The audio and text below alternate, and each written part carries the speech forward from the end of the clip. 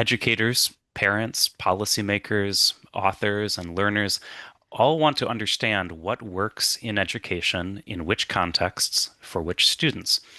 And this requires rigorous research, but traditionally, researchers have only received after the fact data sets, or if they can set up experiments, the cost and labor involved, especially for schools, meant that research was usually slow or small scale.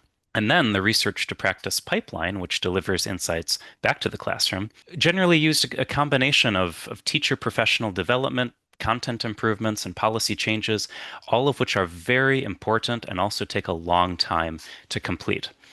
But recently, we've seen a marked trend toward improving the speed, quality, and cost effectiveness of education research infrastructure. And part of that improvement is building research capacity directly into products and processes already used in education settings.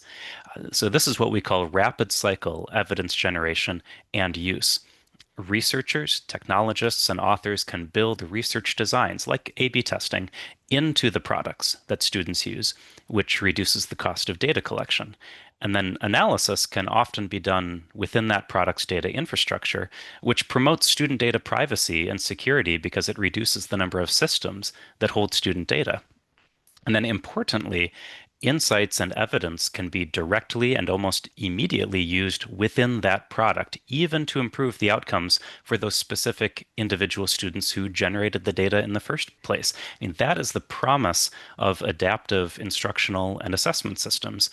And it's now much easier for any edtech product to do this. You don't have to be in a university lab or in a large corporation.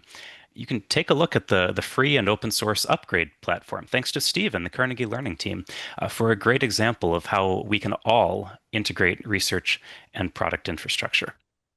Okay, so the second major trend is that advanced computational methods in education technology, like education data science or AI, are now much more capable of accessing and understanding data that describe many parts of a student's education in near real time.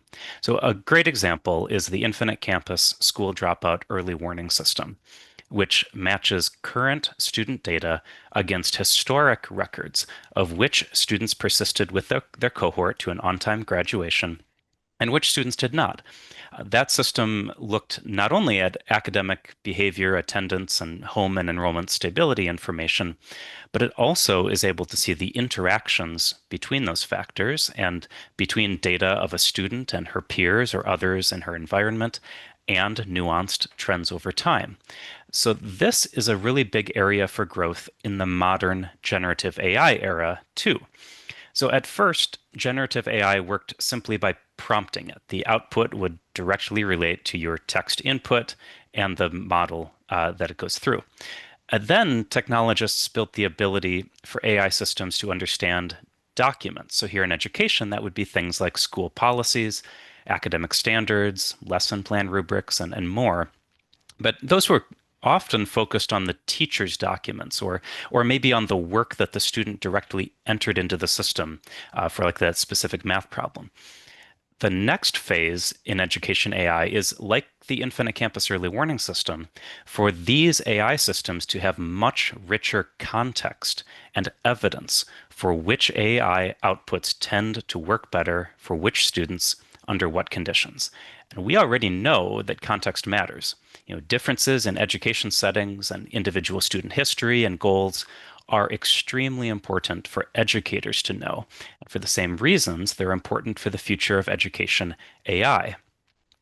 Because this will or should be done under the auspices of unified education research and product infrastructure, we as an education community can guide this sort of development to work within pedagogical and school models and within existing relationships with organizations like Infinite Campus, Curriculum Associates, Carnegie Learning, and within evidence requirements for procurement. So crucially, we can measure the learning outcomes associated with AI outputs using rigorous research designs.